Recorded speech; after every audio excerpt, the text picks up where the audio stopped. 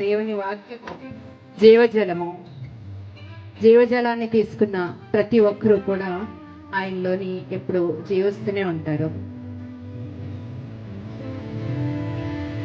కానీ లోకము అనే ఆకర్షణ మనల్ని ఎప్పుడు వెంటాడుతూ ఉంటుంది. అతిశయము అనే ఆకర్షణ, అందము అనే ఆకర్షణ, శరీరాకర్షణ ఒక పాపంగా మనల్ని బలహీనపరిచే సమయము దేవుణ్ణి కొంచెం కొంచెంగా మనకి దూరం చేస్తూ ఉంటుంది.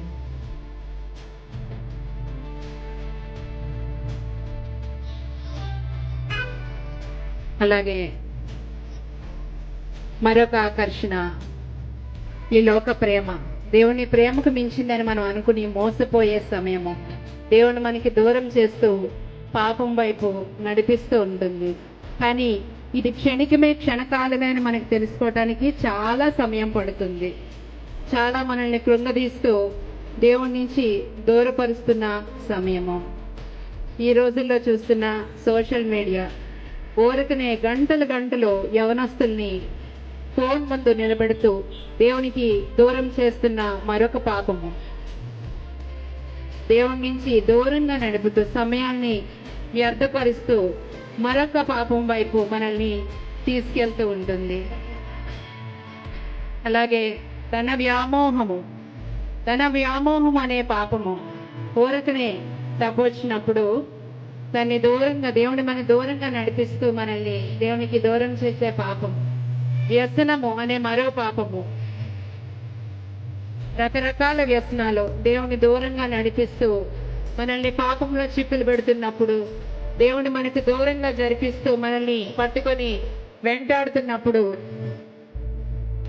వీటన్నిటిలో పడి ప్రతి పాపంలోని మనము చిక్కుపడుతున్న సమయము.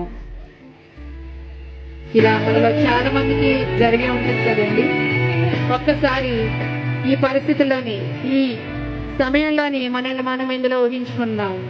ప్రతి పాపము మనల్ని వేటాడుతూ దేవునికి దూరపరుస్తూ మనల్ని అనేకమైన వేదనలు గురి చేస్తున్నప్పుడు మన కోసము చనిపోయిన మన క్రీస్తు మన పాపాలని తన భరిస్తూ ప్రతి పాపము నుంచి మనల్ని విడిపిస్తూ ప్రతి బంధకం నుంచి మనల్ని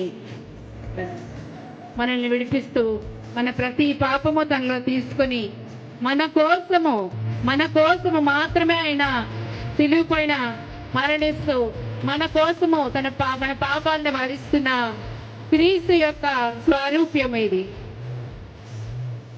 మన కోసం ప్రతి బంధకాన్ని ప్రతి నష్టాన్ని ప్రేమగా ఎంచుకొని మన కోసం బలైన క్రీస్తు ప్రేమని ఇందులో మనం చూడగలము. క్రీస్తు ప్రేమకు మించిన ప్రేమ లోకంలో ఎక్కడా లేదని ఈ స్కిట్ యొక్క మెసేజ్ అండి.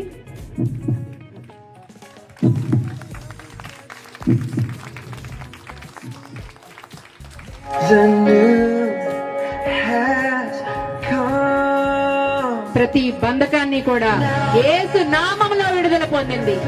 యేసు నామములో మనందరి కోసము ప్రతి బంధకం నుంచి విడుదల దయచేసి మనల్ని తన వైపు నడిపిస్తున్న యేసుక్రీస్తు ఎల్లప్పుడూ మనతోనే ఉంటూ మన ప్రతి తప్పిదము పాపం నుంచి మనం క్షమిస్తూ మనతోనే నడుస్తూ మనం దేవుని దగ్గరికి చేరాలని తన బిడ్డలుగా ఎప్పుడు ఉండాలని కోరుకునే మన యేసుక్రీస్తు కోసము ఒక్కసారి హల్లెలూయా. నచ్చిందండి?